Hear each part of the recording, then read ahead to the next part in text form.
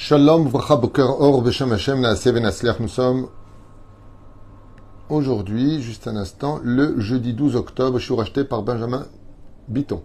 Pour la Refouach Lemach, Lama Meira, Oubri, ou Tetana très rapide de Binyamin Ben Simcha, jeune papa de 46 ans, avec 8 enfants, qui doit subir une grosse opération, pour qui ce chiour, par le mérite de Rabbi Yaakov Abu Hatzera, que nous allons étudier dans son enseignement, a été acheté en lui souhaitant vraiment une Achlama Meira, Oubri, ou Tetana, parmi tous aussi les blessés de notre peuple. Que Dieu protège nos soldats pour leur mission. Merci à Benjamin Biton d'avoir acheté ce chiour, Yeshuot Venechamot. On commencera tout de suite, Bezrat Hashem, avec un des versets de cette paracha de Bereshit. Vous savez que, comme on l'a expliqué hier dans le cours, par les enseignements du saint vénéré Rabbi de Lubavitch, ce Shabbat qui arrive à l'Enou Letova, V'Livracha, a une influence sur toute l'année. Donc je vous souhaite de passer un Shabbat dans le calme, le shalom, la sérénité, l'amour et la Torah surtout. Vous ferez dans le verset numéro 2 de cette paracha de Bereshit, il est marqué Va'aretz haïta tohu vavou vechoshech al pene teom veruach Elohim merachefet al pene amaim. Qu'est-ce que veut dire ce verset-là? Que le ciel et la terre, donc que la terre était tohu bohu, donc néant absolu, al pene ateom, qu'il est surplombé un teom, c'est-à-dire un ravin sans fin, des abîmes, freine, et l'esprit divin, le souffle divin planait sur la surface des eaux. Voilà ce que nous apprend ce verset-là. Rabbi Yaakov Abu Hatzera va nous donner une explication très souvent ésotérique sur ce genre d'études pour lequel Bezrat Hashem j'aimerais partager avec vous, en espérant que Bezrat Hashem tiena Fouach Lema pour Binyamin Ben Simcha, ce papa de 46 ans avec ses 8 enfants, que Dieu lui donne une longue vie par cette étude. Vous savez que la Torah, comme dit le Zohar Kadosh de Bereshit, justement, je vous conseille vivement d'étudier un peu de Zohar Kadosh, même en français, pour regarder ce qui est marqué là-bas, que Akadosh Baruch Hu protège et aime son peuple, surtout quand il étudie la Torah et la met en application. Remez Nifla Katev Atzadik. Alors, qu'est-ce que ça veut dire quand on dit Va'aretz haïta tohu vavou choshech al pene teom? Le Ramchal ramène d'autres explications que ce que l'on va lire. Mazet tohu, c'est la Babylonie, vavou, c'est la Perse, Vechoshech, l'obscurité, c'est la Grèce, et Teom, c'est ces abîmes qui n'ont pas de fond, c'est Édom, c'est-à-dire ce que nous vivons depuis 2000 ans, car toutes les galouillottes ont duré des dizaines d'années, 70 ans pour la Babylonie entre autres, et on se rend compte qu'avec le temps, eh bien malheureusement, jusqu'à aujourd'hui, la galoute d'Édom continue, même si elle est en train de s'éteindre au fur et à mesure. Rabbi Yaakov Abu Hatzera Zecher Tzadik Vekadosh Livracha ramène à propos de ce verset-là, Haolam hazeh me'od mebalbel, ve'efshar lit'od bo bekalut yetera. Le monde dans lequel nous vivons est rempli de confusion, ce qui peut mener l'homme à faire très rapidement de graves erreurs. Ha-yetzer hara mefatet ha'adam. Le yetzer hara, les forces du mal, les mauvaises pensées, donc tout ce qui n'est pas empreint réellement de Torah et de sagesse, font tomber l'homme dans la faute, bedarche orma, et sur le chemin de la fourberie. C'est le mot à traduire. Fourberie, orma. C'est-à-dire que le Yetzer hara va utiliser des moyens fourbes pour nous faire tomber et surtout banaliser ce qui est grave et aggraver ce qui était pas grave. Et va renverser les rôles. Cacher les Adam et Od les Aot et Yetzer hara ve'tarbulotav. À un tel point que, comme c'est marqué ici, et la terre était tohu vavo ve'choshech al pene teom, comment le monde a démarré, eh bien il était tohu bohu et l'obscurité surplombait les abîmes. Et donc sur ce, le Yetzer hara est très très difficile à détecter pour voir Béhémet qu'il s'agit du bien et du mal. Pourquoi tout cela? Parce que avant la faute, le Yetzer hara était à l'extérieur de nous, donc on l'avait en tant qu'ennemi visuel extérieur, c'est le serpent, de façon imagée. Et depuis la faute originelle, nous avons consommé de l'arbre de la connaissance du bien et du mal, ce Yetzer hara a pénétré en nous, ce qui fait que nous avons en nous-mêmes une partie du Yetzer hara. Et c'est très difficile de trouver un ennemi quand on le prend pour un ami, car il fait partie de nous. Et c'est pour cela que beaucoup d'hommes tombent dans le piège, ce qui fait que, d'une certaine façon, de venir au monde, dans ce monde très difficile et obscur, c'est comme demander à une personne de rentrer dans l'eau et de ressortir sec, de venir dans ce monde sans fauter, c'est pratiquement impossible.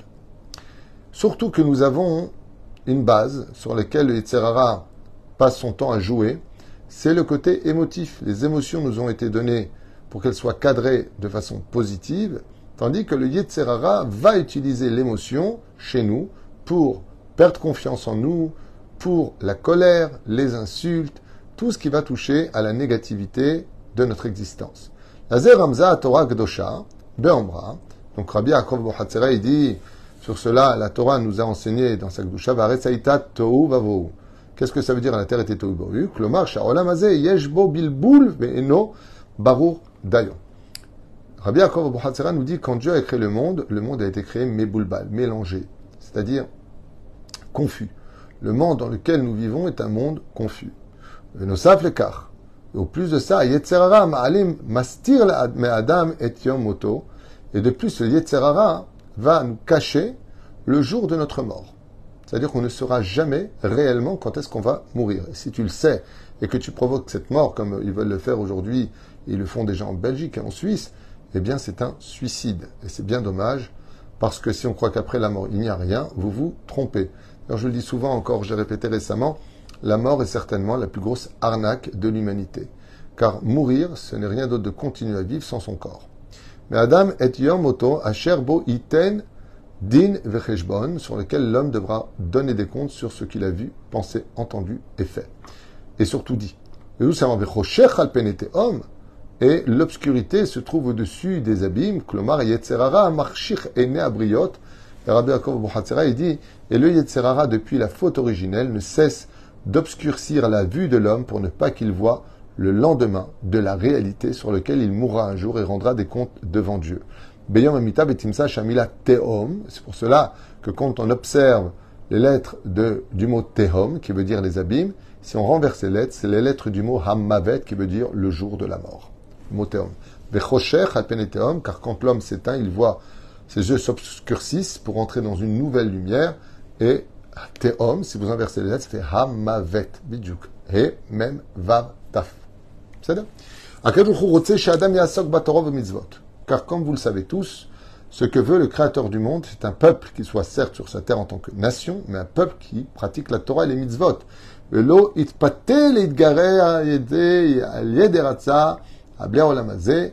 Et que l'homme ne se laisse pas contrôler son esprit par les futilités de ce monde. Et c'est pour cela que la Torah nous met en garde. Il faut que Veruach, ton esprit, soit empreint de l'esprit divin qui surplane ta vie. Et la Torah. Mazé alpene amaim, dit Rabbi Yaakov Bohatzera, et l'esprit de Dieu planait sur la surface des eaux. En maim et la Torah, on parle de l'étude de la Torah. Si tu veux que Dieu plane sur toi, il faut que dans ta Torah, il faut que dans ta tête, tu aies de la Torah, de l'étude. Ce qui fait que si tu passes ton temps à regarder les réseaux sociaux, si tu passes ton temps à regarder des films eh bien, ce que tu vas avoir ici, c'est les réseaux sociaux qui vont planer au-dessus de toi. Comme on le disait tout à l'heure dans une émission que nous venons de finir sur l'actualité et la guerre en Israël, que je vous conseille vivement de voir. C'est une émission qu'on a fait qui dure 1 heure de questions-réponses sur les graves problèmes de ce que nous vivons en Israël et les Juifs de Chutz Laaretz. Une émission qui sortira certainement ce soir et que je vous conseille vivement de regarder, puisque nous répondons à beaucoup de choses et à beaucoup de questions que beaucoup de gens se posent et beaucoup de gens sont en colère. Donc voilà, l'émission a été faite. Maintenant, je passe au cours en direct avec vous. Maintenant, Bezrat Hashem pour la Refoua Shlema de ce cours qui a été acheté. Oufrein des rois Elohim. Donc, si dans ton esprit tu as de la Torah, alors ne t'étonne pas que Akadosh Baruch Hu, il sera avec toi. Abadarim ishim venokvim. Et dit Rabbi Yaakov Bohatzera, et cela demande quand même beaucoup de réflexion, car cela fait trembler d'une certaine façon et réfléchir. Kama anashim machlifim ben ikar letafel. Combien de gens, alors écoutez bien ce qu'il dit, c'est quand même très important. Il y a ce qu'on appelle le principal et le secondaire. Le Yetzer Hara, ce qui veut toute sa vie chez toi, c'est que tu places le secondaire avant le principal. Et ça, c'est le plus grand Yetzer Hara de ce monde. C'est ce qu'on appelle les obligations. C'est ce qu'on appelle les priorités dans la vie. Vous savez que, par exemple, dans les couples, ce que reproche très souvent une femme à son mari, ou le mari à sa femme, ou les enfants à leurs parents, ou les parents à leurs enfants, dans tous les cadres, sociaux, eh bien, social, eh bien, ce qu'il y a de très curieux, c'est qu'on reproche, avec d'autres mots, pourquoi je ne suis pas ta priorité. Pourquoi, quand je t'appelle, tu n'es pas là. Pourquoi est-ce que tu me mets toujours comme le dernier wagon de ton existence? Tout est toujours plus important que moi.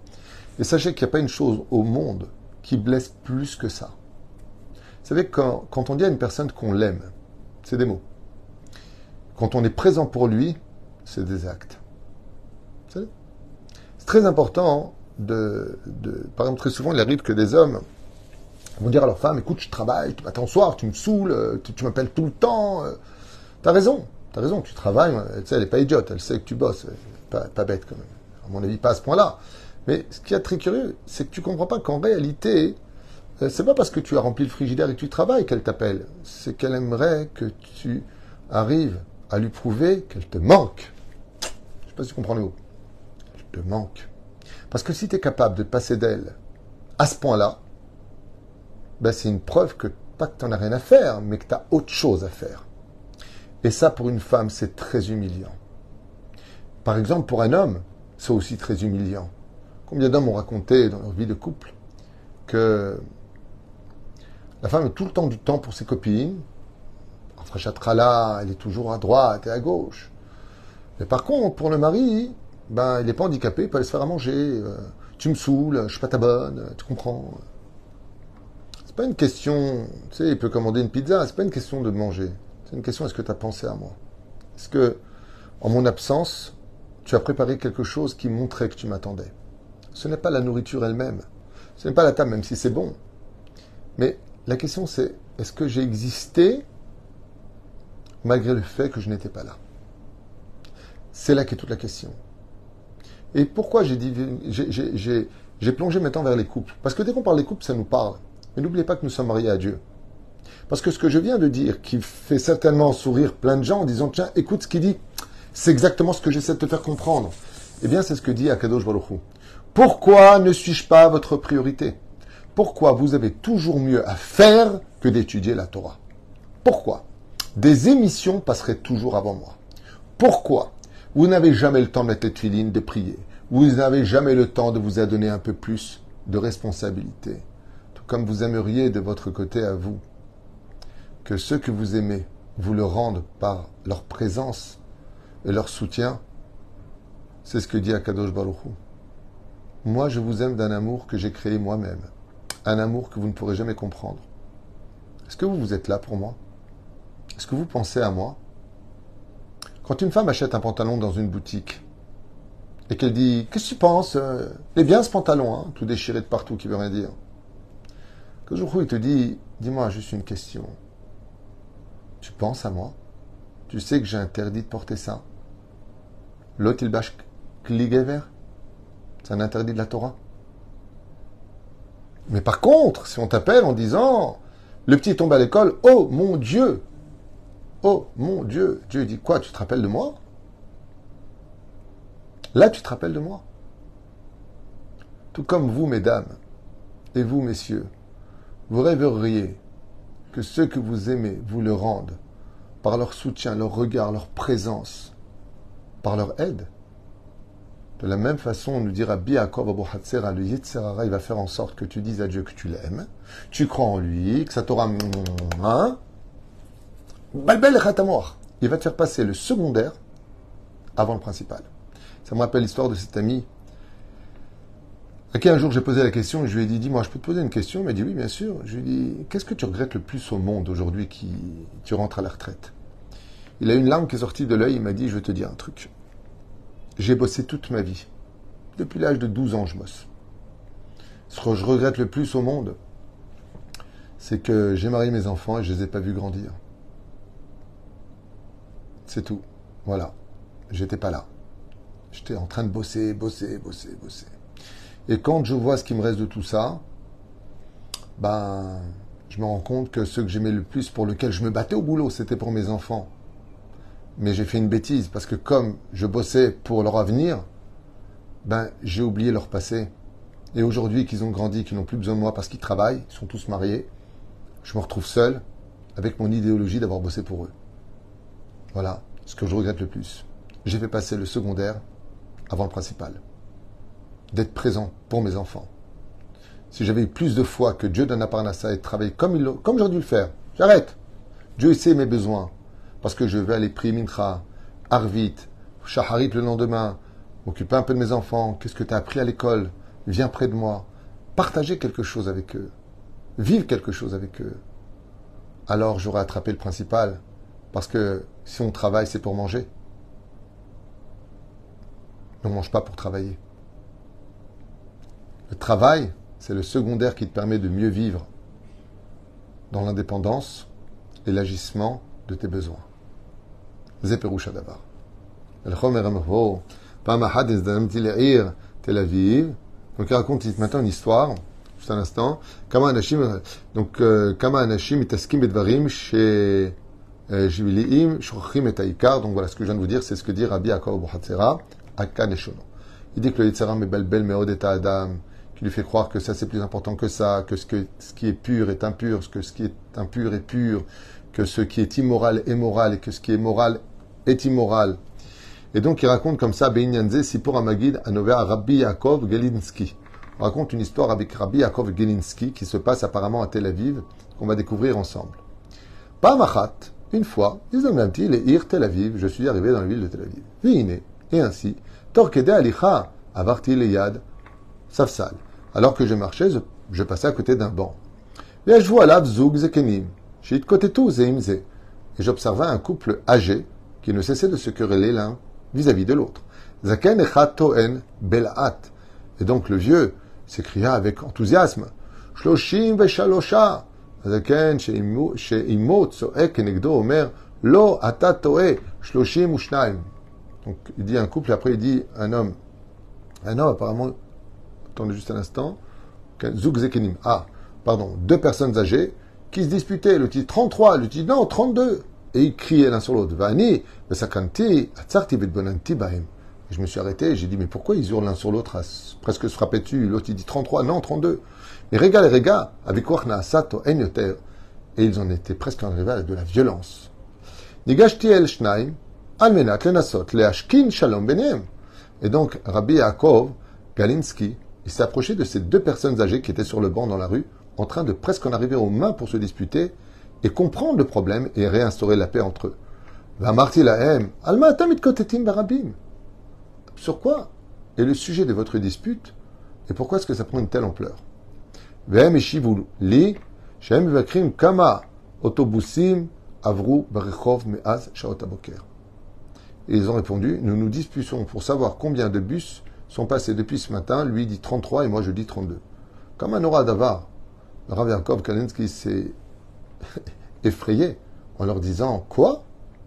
Pour des choses futiles, comme on voit des fois des gens qui se disputent pour du football, combien il a mis de but, et lui il n'aurait jamais dû être pris en tant qu'avant-centre.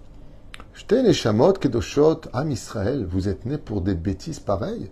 Je pensais que vous vous disputiez pour des gmarot, pour des explications de notre Torah, pour la sécurité de notre pays.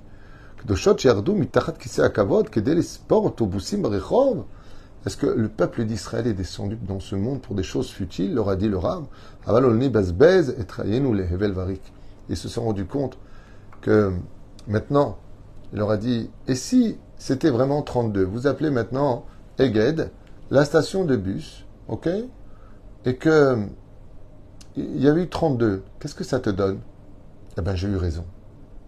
Qu'est-ce que tu prends avec toi? Je ne le sais pas. J'aimerais vous raconter une histoire vécue, personnellement, avec une personne qui m'était chère à l'époque.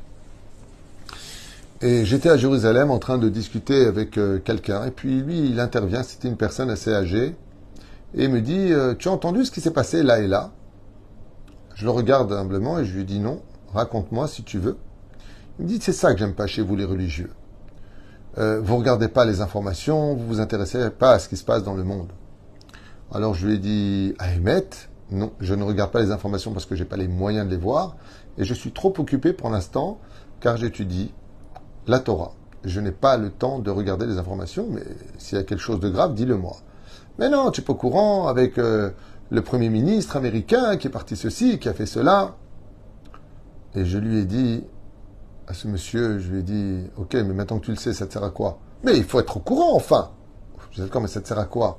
Est-ce que tu sais de quoi parle la Gemara de Baba Metzia? Il m'a dit, qui? Et c'est Baba. Je suis Baba Metzia, est-ce que tu sais de quoi ça parle? Il m'a dit, non, non, les trucs religieux, moi je suis pas religieux du tout. Moi je fais pas Shabbat, je mange pas kasher, moi j'adhère pas du tout à vos bêtises. Ça, c'est comme, il m'a dit cette phrase, il m'a dit, ça c'est comme Bouddha et Moïse, là, Moshe Rabbeinu. C'est des bêtises, ça. J'ai regardé comme ça, je lui ai dit, bon, voyons ce qui ressortira de tout ce que tu viens d'apprendre dans ta vie et à quoi ça te servira le jour où tu partiras de ce monde. Il me dit, ah, c'est ça les religieux, hein? Parler de la mort. Moi, j'ai pas peur de la mort. Dans l'année, il est décédé. Et comme c'était une personne que j'appréciais, malgré ses mauvaises paroles, je suis allé à son enterrement. Et écoutez bien ce que je vais vous dire, chers amis. Voilà exactement ce qui s'est passé. Ce monsieur dont je vous parle était un professeur d'université. Je l'aimais bien. Franchement, je l'aimais bien. Une bonne neshama, complètement assimilée, rien compris à sa vie, mais une bonne neshama. Et donc, quand je suis arrivé là-bas, j'ai dit, bon, je ne suis pas encore rabbin, mais je suis quand même assez religieux, je peux faire un espède, c'est-à-dire oraison funèbre. Et quand j'arrive là-bas, je me rends compte qu'au-dessus du corps, personne ne porte de kippa. Ce sont des universitaires, des professeurs, essentiellement gauchistes, qui sont présents. Je ne parle pas de la gauche pour parler de la gauche, je vous dis exactement ce qu'il y avait sur le terrain. Et bien entendu, ils ont tout fait pour ne pas que moi, je prenne la parole. Donc ils m'ont dit, non, non, désolé, atalotikachta sruta dibur, atalotin om, lo, ta'ale. Je dis, ok, mais Hachem, s'il ne veut pas que je parle, je suis venu, les Shem Shemaim, j'étais venu pour lui. Mais je me rappellerai toute ma vie du discours du doyen d'université dans lequel il avait enseigné. Alors je l'avais déjà raconté il y a très longtemps dans un cours, mais je pense qu'aujourd'hui l'occasion est propice. Et il commence en disant son nom. Quand tu es arrivé ici, en hébreu, tu nous as montré ton savoir-faire de la France. Ok. Tu as servi les intérêts du pays.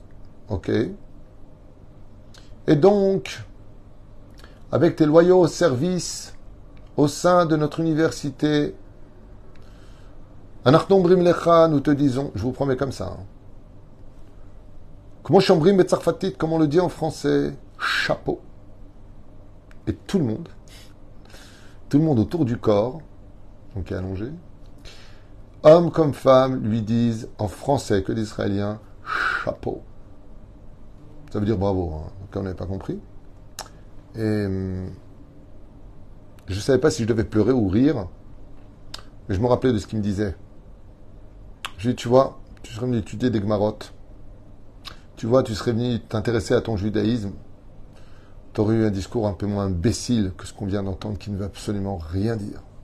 Tu viens de rentrer dans la tombe avec toutes les informations de Roger Giquel, Yves Mourouzi, enfin tout ce que tu regardais à l'époque. Voilà, c'est tout ce que tu as rentré dans la tombe. Et à quoi ça te sert? Ça ne veut pas dire qu'on ne doit pas s'informer. Tu peux regarder des informations, mais la journée, le jour 24 heures, les informations, c'est une demi-heure. Prends 1 heure par jour à étudier la Torah. Prends quelques instants pour ceux que tu aimes et leur montrer que tu es là. J'ai quelqu'un qui m'a dit quelque chose de très sympathique avant que commence cette terrible guerre que nous traversons. Il m'a dit que, oui, c'est quelqu'un de Marseille, c'est Dick, Tunisien sympathique avec son épouse, que Dieu les bénisse. Et il m'a dit que le Shabbat, il se dispute sa femme et lui qui va faire à manger, et bien sauf qu'ils font ensemble à manger. Et je lui dis, sachez que le mieux ce serait que lui l'a étudié pendant qu'elle fait à manger, à Emet. Ken, avec Ratargum, ce serait mieux. Mais je lui dis, tu peux pas savoir combien cette image elle est belle dans le ciel quand Dieu voit un couple qui s'aime et qui prépare ensemble le Shabbat. Pendant qu'elle épluche les œufs, toi tu écrases les œufs pour faire les salades de Shabbat, comme je le fais avec mon épouse d'ailleurs. Bezrat Hashem, c'est d'avoir fait. Plus on vit dans le shalom, dans la priorité de ce monde, plus on place les choses importantes qui donneront un goût d'éternité, malgré le fait qu'on ne sera plus de ce monde un jour, eh bien ça, c'est créer un cœur pour une vie éternelle. Et c'est ce que je vous souhaite, de faire passer les priorités en priorité et de ne pas oublier un détail, que même si on n'est pas d'accord les uns avec les autres, cela ne donnera jamais le droit à qui que ce soit de manquer un seul centimètre de respect les uns vis-à-vis des autres. C'est dommage qu'on ait toujours besoin de guerre et de sirènes pour se rappeler que quelque part, on avait peur de se perdre. Il aurait été préférable de le lire et de le vivre dans une bonne ambiance. Je vous souhaite tous les bonheurs du monde. Yeshua de Venechamot. Je ne sais pas si je refais un cours ou pas. Je verrai. Parce que j'ai aussi ma mère allait voir. Que Dieu la bénisse, lui donne une bonne santé. Et un grand Mazel Tov pour la famille Guez et la famille Azoulay qui se sont unis hier soir dans notre synagogue, à qui on souhaite tous les bonheurs du monde. La salle a été annulée. On a fait une très très belle choupa hier. Et c'est ce que j'ai constaté. J'ai dit, c'est fou, hein. On a fait une... Écoutez bien, c'est important pour toutes les personnes qui veulent se marier par rapport à la situation. J'ai fait plus de 500 mariages, peut-être ou 600 mariages dans ma vie, sans exagérer. Et le mariage hier, il était très simple, la synagogue, une choupa, superbe ambiance, superbe mariage, superbe, extraordinaire. Baruch Hashem, ils ont pris un petit traiteur, comment il s'appelle, Levana, que Dieu la bénisse. Mamash, tout était miniature, tout était petit, mais c'était très grand. Et tout le monde a dit une phrase, il n'y a pas besoin de dépenser tellement d'argent pour le bonheur qu'on a envie de vivre quand on marie quelqu'un. Parce qu'en réalité, les lumières du mariage, il n'y aura qu'à la valeur de ceux qui sont invités. On a tous mis de l'ambiance, on a chanté nous-mêmes, et on a dansé ensemble, on a de belles vidéos. Baruch Hashem, il n'y a pas besoin de dépenser des millions. Il suffit simplement de s'aimer que d'être Moshe Israël et que ceux qui viennent à la fête ne viennent pas pour eux, mais viennent pour donner de la joie au Khatan et la Kala. Yeshua Venechamot, Ahava Ve'arva, Shalom Ve'reut. Bonne journée et qu'on n'entende que de bonnes nouvelles, Be'ezrat Hashem. Kol Tov.